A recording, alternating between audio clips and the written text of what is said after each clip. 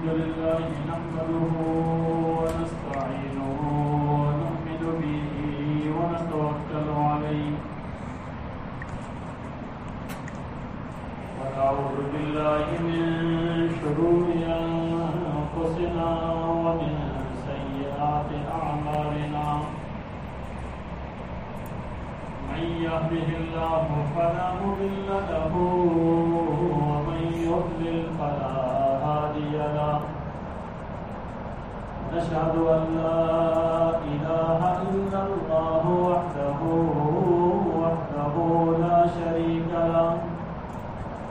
لا شريك له ولا وزير له ولا ند له ولا مثل له ولا مثال له ونشهد أن سيدنا وسندنا وحبيبنا وحبيب ربنا وطبيب قلوبنا سيدنا محمدا صلى الله عليه وسلم أرسله الله تعالى إلى كافة للناس بشيرا ونذيرا وداعيا إلى الله بإذنه وسراجا منيرا أما بعد فأعوذ بالله من الشيطان الرجيم بسم الله الرحمن الرحيم ولله على الناس حج البيت من استطاع إليه سبيلا ومن كفر فإن الله غني عن العالمين صدق الله العظيم وبلغنا رسوله النبي الأمي الكريم ونحن على ذلك من الشاهدين والشاكرين والحمد لله رب العالمين اللهم صل على سيدنا محمد وعلى آل سيدنا محمد وبارك وسلم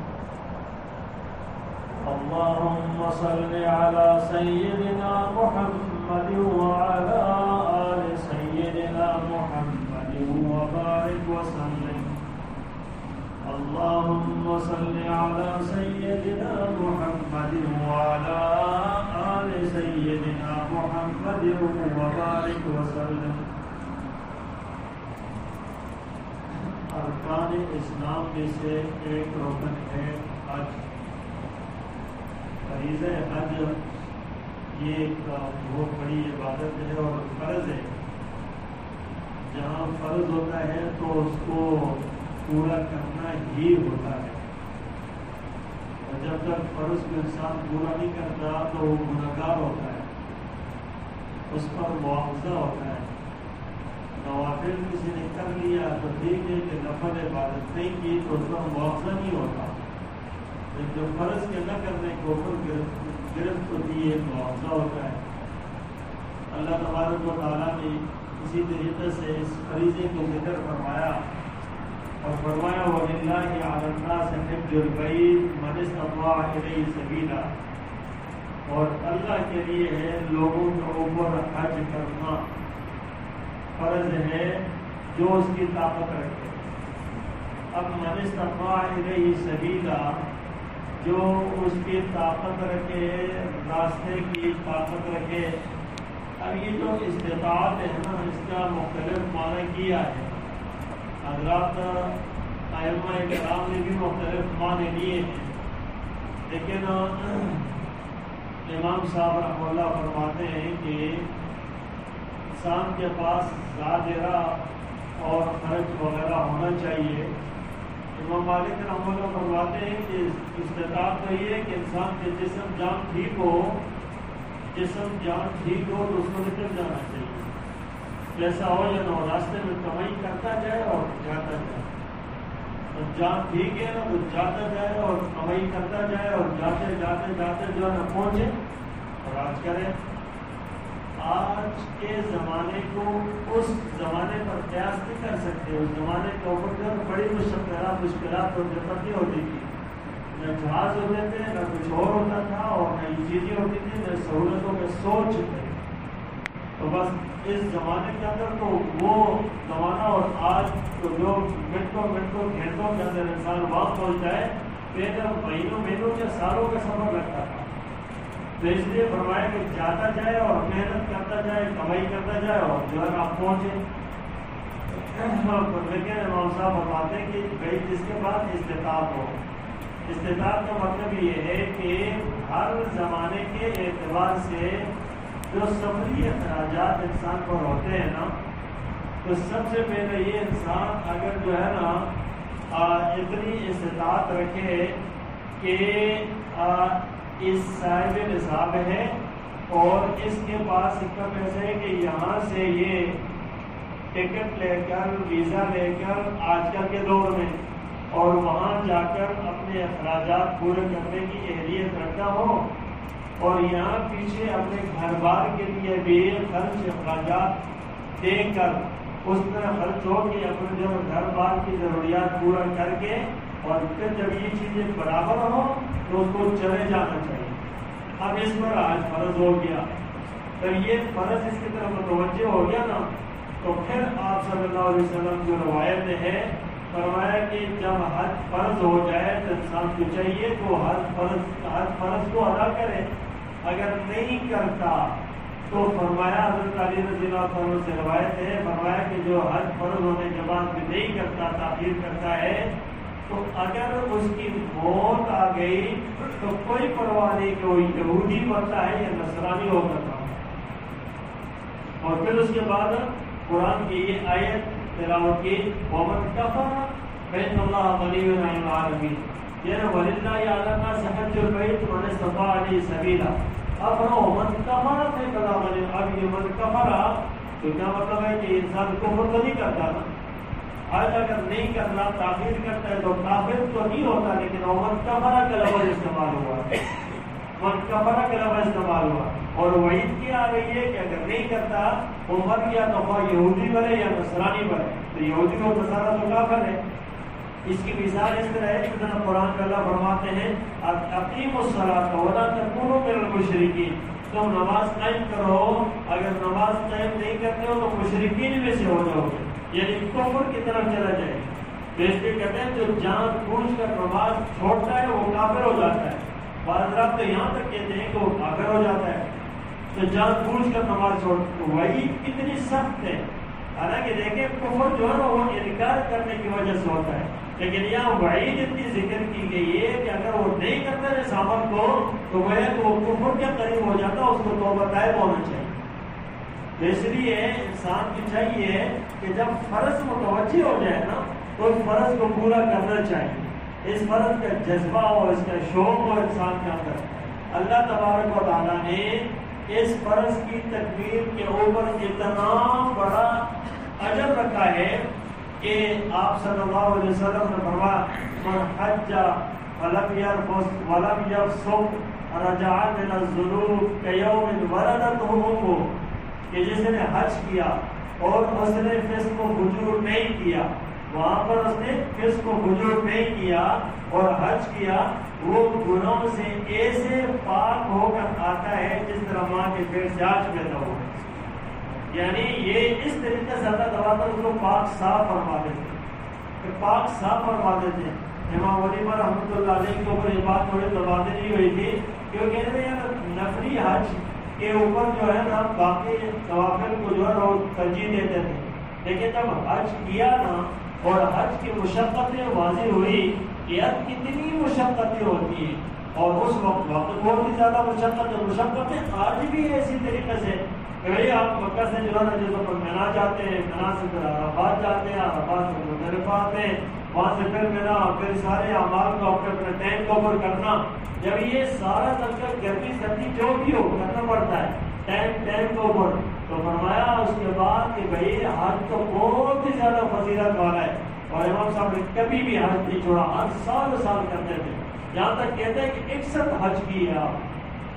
ہر سال حج کے لیے جاتے تھے اور حج کیا کرتے تھے. کہا یہ تو بہت بڑی فضیلت والا ہے، اس لیے کہ بہت زیادہ مشقت ہے. تو اس لیے حج جو ہے یہ جہاں اتنی بڑی فضیلتوں کو رکھتا ہے کہ اللہ کا جو قرب انسان کو اس کی اندر ملتا ہے نا، وہ کہیں بھی اور اتنا زیادہ قرب نہیں ملتا جتنا انسان کو اس مشقت کے راہ سے گزر کر ملتا ہے۔ اس لیے انسان کو چاہیے کہ اس کے اندر جلدی کرے۔ اب حج کے اوپر انسان کے سامنے بہت ساری چیزیں ہوتی ہیں، سوچیں ہوتی ہیں، اور بہت ساری ایسی چیزیں سامنے عوارض ہیں جس کو وہ اپنا اس کو کہہ رہے ہیں کہ اس کو اپنے کو وجہ بنا کر کرتے ہیں کہ نہیں اس لیے نہیں کر رہا ہوں، اس لیے نہیں کر رہا ہوں۔ کیا ہے؟ ابھی تو نوکری ہے اس لیے نہیں کر رہا ہوں، ابھی تو چھوٹی عمر ہے اس لیے نہیں کر رہا ہوں، بڑا ہوا تو یا فارغ ہوا یا ملازمت سے فارغ ہوا پھر کروں گا، یا ابھی تو بچوں کی شادیاں ہیں شادیاں کراؤں گا تو پھر کروں گا، یا پتہ نہیں یہ ایک دوسرے کے ساتھ مطالبہ کرتے ہیں، حالانکہ یہ سارے کے سارے آدار شیطانی وساوس سے ہیں، اس کی حقیقت کچھ نہیں ہے۔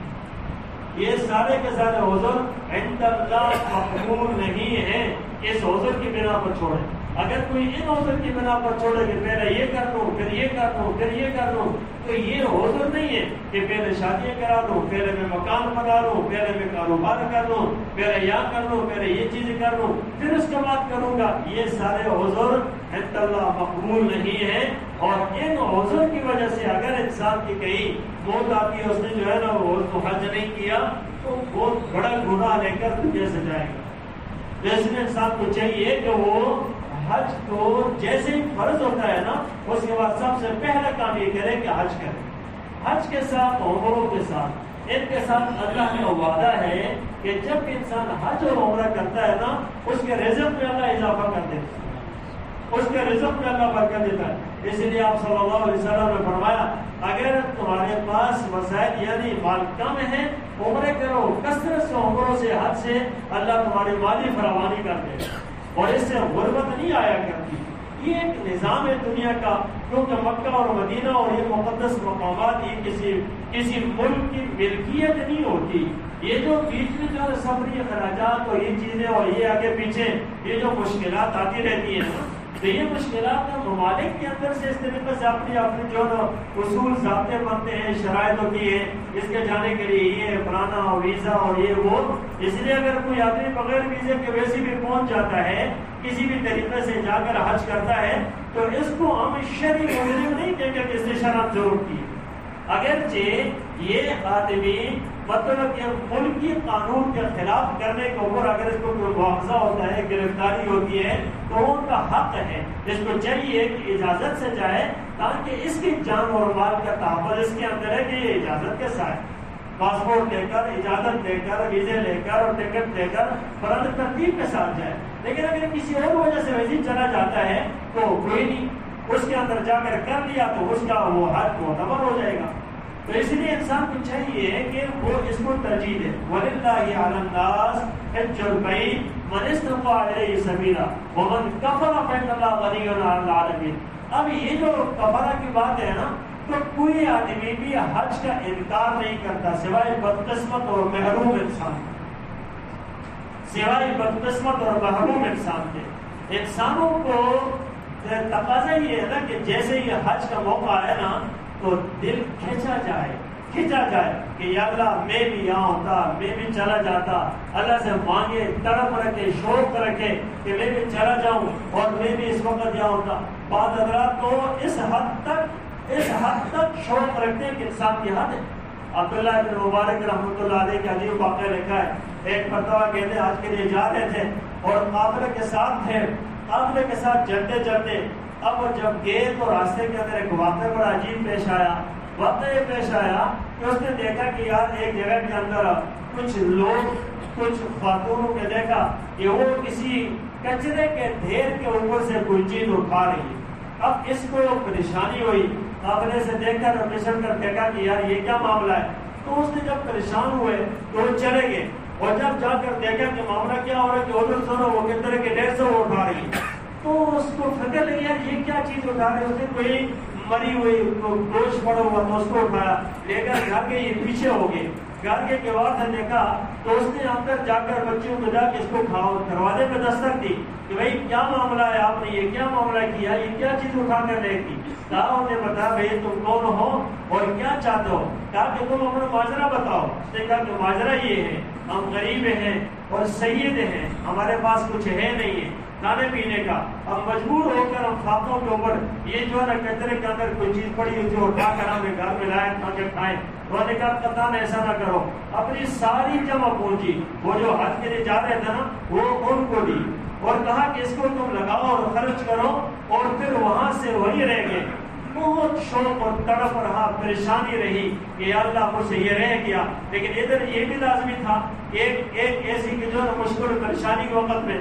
تو کہتے ہیں کہ حج سے کر کے جب ساتھی واپس آئے عبداللہ بن مبارک کہنے لگے، اس کو بھی لوگ مبارکباد دینے کے لیے آئے، بھئی آپ کو مبارک ہو، بھئی کس چیز کے مبارک ہو؟ کہا آپ نے حج کیا؟ کہا نہیں میں تو نہیں جا سکے۔ نہیں آپ میرے ساتھ تھے، آپ میرے ساتھ۔ ایک کہتا ہے میرے ساتھ آپ میرے عرفات میں نہیں تھے، آپ میرے ساتھ تھے۔ دوسرے نے کہا میرے ساتھ آپ مینا کے اندر تھے، میرے ساتھ آپ مزدلفہ میں تھے، میرے ساتھ آپ نے طواف کیا تھا۔ ایک آدمی نے تھیلا پورا اٹھا کر دیا، یہ درہم کی کوئی 1000 درہم میں کتنا تھا کہ یہ تھیلا آپ کا میرے پاس امانت رکھوایا تھا، وہی آپ اپنی امانت واپس لیں۔ یہ ہے آپ کا کہ قدر کی اس نے آپ صلی اللہ پاک نے اتنی قدر کروائی، ایک فرشتہ مقرر کیا جو اس کو پورے سرکل میں حج کراتا رہا اور وہ پیسے اس نے جو خرچ کیے تھے اللہ نے اس کو واپس دینا۔ تو اللہ یوں قدر کرتا ہے۔ تو آج ہمیں اس بات کا بھی احساس ہے کہ جب ہم جو جا نہیں رہے نا فلسطین اور جو غریب لوگ ہیں نا ان تک پیسہ پہنچانے کی بھی کوشش کریں، لیکن دل میں تڑپ ہونا چاہیے کہ حج فرض ہے تو کرنا چاہیے، نفلی کے لیے بھی انسان کوشش کریں۔ اللہ تبارک و تعالی ہمیں فریضے کو پورا کرنے کی توفیق عطا فرمائے۔